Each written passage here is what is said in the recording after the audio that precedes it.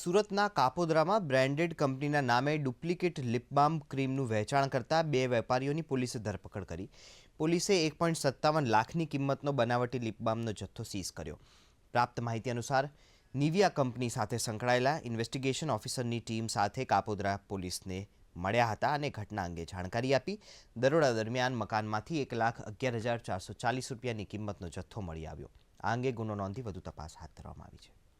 કેટલાક વ્યક્તિઓ નિવિયા કંપનીની અલગ અલગ બ્રાન્ડની વસ્તુઓ ડુપ્લિકેટ માર્કા હેઠળ વેચાણ કરી રહેલ છે.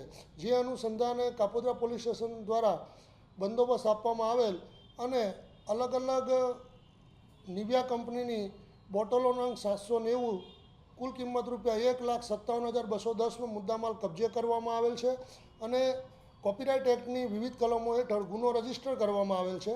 આ ગુના અન્વયે કાયદેસરની ધરપકડ કરવામાં આવેલ છે.